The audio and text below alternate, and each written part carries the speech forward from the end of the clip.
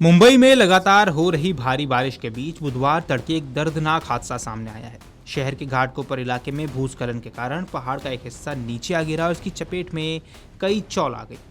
हादसे के बाद इलाके में अफरा तफरी मच गई। मलबे में कई लोगों के दबे होने की भी आशंका जताई जा रही है। वहीं राहत और बचाव टीमों ने मौके पर पहुंचकर अभियान शुरू कर दिया है। शुरुआती जानकारी की माने तो हादसे में 2 लोगों की मौत हो चुकी है, जबकि कई लोगों को सुरक्षित बाहर निकाला गया है। फिलहाल 6 से 8 लोगों के मलबे में फंसे होने की आशंका जताई गई है। जानकारी की माने तो मुंबई के घाटकोपर इलाके के चिराग नगर में बुधवार सुबह करीब 4 बजे भूस्खलन हुआ। भारी बारिश के बीच पहाड़ का एक हिस्सा अचानक खिसक गया और नीचे स्थित गैसिया चौल पर आकर गिर गया। भूस्खलन इतना तेज था कि देखते ही देखते मलबा आसपास के घरों और चौल के हिस्सों तक फैल गया। सुबह के वक्त अचानक हुए इस हादसे से स्थानीय लोगों में दहशत फैल गई। आसपास रहने वाले लोगों ने तुरंत पुलिस और प्रशासन को सूचना दी, जिसके बाद राहत और बचाव दल मौके पर पहुंचने लगे। मलबे में लोगों के दबे होने की जानकारी मिलने के बाद रेस्क्यू ऑपरेशंस को प्राथमिकता के आधार पर शुरू कर दिया गया है। वहीं अधिकारियों के सामने अब सबसे बड़ी चुनौती मलबे में फंसे लोगों को सुरक्षित निकालने की थी। लगातार बारिश के कारण बचाव कार्य में भी मुश्किल सामने आई है। हादसे के बाद बचाव दल ने मलबे से 2 लोगों के शव बरामद किए। दोनों शवों को अस्पताल पहुंचाया गया। वहीं कुछ लोगों को मलबे से सुरक्षित बाहर निकाल लिया गया। बीएमसी की ओर से दी गई जानकारी की माने तो 2 घायलों को अस्पताल में भर्ती कराया गया है। इनमें 18 वर्षीय सोहेल अंसारी और 18 वर्षीय मोहम्मद अंसारी शामिल हैं। दोनों का इलाज कराया जा रहा है। हालांकि राहत और बचाव अभियान भी खत्म नहीं हुआ है। पुलिस के मुताबिक 6 से 8 लोगों के अभी भी मलबे के नीचे फंसे होने की आशंका है। इसी वजह से रेस्क्यू टीम बेहद सावधानी के साथ मलबा हटाने का काम कर रही है। हादसे की गंभीरता को देखते हुए महाराष्ट्र पुलिस और राष्ट्रीय आपदा मोचन बल यानी कि एनडीआरएफ की टीमें मौके पर पहुंच गई और बचाव दल मलबे को हटाकर उसमें फंसे लोगों की तलाश लगातार कर रहा है। मौके पर एम्बुलेंस की भी तैनाती की गई है ताकि किसी भी व्यक्ति के जीवित मिलने पर उसे तुरंत अस्पताल पहुंचाया जा सके। राहत दलों के साथ स्थानीय प्रशासन की टीमें भी स्थिति पर नजर बनाए हुए हैं। बचाव अभियान के दौरान सबसे ज़्यादा ध्यान इस बात पर दिया जा रहा है कि मलबा हटाते समय अंदर फंसे लोगों को किसी तरह का नुकसान न पहुंचे। इसके लिए बचावकर्मी बेहद सावधानी से काम कर रहे हैं। मुंबई की मेयर ऋतु तावड़े भी घटनास्थल पर पहुंची और राहत एवं बचाव कार्य का जायजा लिया। उन्होंने मौके पर मौजूद अधिकारियों से स्थिति की जानकारी ली। आपको बता दें, मुंबई में पिछले कुछ समय से लगातार बारिश का दौर जारी है।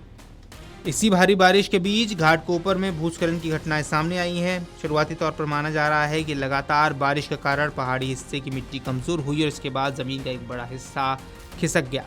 अब घाटकोपर की घटना ने एक बार फिर मुंबई के उन इलाकों की सुरक्षा पर सवाल खड़े कर दिए हैं जहां भारी बारिश के दौरान भूस्खलन का खतरा बना रहता है। इस हादसे में पहाड़ का एक हिस्सा सीधे गौसिया चौल पर गिरा। चौल में कई परिवार रहते थे। अचानक मलबा गिरने से वहां मौजूद लोगों को संभलने तक का मौका नहीं मिल पाया। वहीं स्थानीय स्तर पर बचाव कार्य में लोगों ने भी प्रशासन की मदद की है। हालांकि मलबे की स्थिति और बारिश के कारण रेस्क्यू टीमों को काफ़ी सावधानी बरतनी पड़ रही है।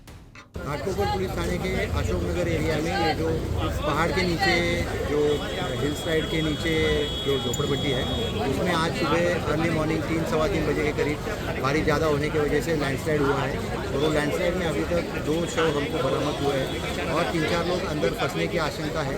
तो उनके लिए NDRF, Mumbai police, BMC, fire brigade, ये सब मिलके कुछ स्थानीय नागरिकों के साथ मिलकर वहाँ पर रेस्क्यू ऑपरेशन जारी है। जो बॉडीज बरामद हुई है वो अभी हॉस्पिटल में भेज दी गई है कि क्या है? हॉस्पिटल में भेजा है। आगे की कार्रवाई घाटकोपर के पुलिस थाने के अधिकारी कर रहे हैं। कौन थे दोनों? क्या कुछ उम्र थी? 17-20 साल के बच्चे हैं, यानी यंग जवान लड़के हैं। आज सुबह जो ये हादसा हुआ है, इस हादसे को आप किस तरीके से देखते हैं? आप यहाँ के नगर सेवक रहे, क्या कुछ कहना चाहेंगे? देखिए, हमारे चांदीवली विधानसभा में ऐसे हादसे हर साल होते रहते हैं, लेकिन क्या होता है, महानगर पालिका बारिश के अंदर इन डोंगर पे रहने वाले या डोंगर के नीचे रहने वालों को एक नोटिस देती है कि आप धोखादायक जगह में रह रहे हो, आप शिफ्ट हो जाइए दूसरी जगह। लेकिन मेरा बोलना है कि वो लोग जाएंगे किधर?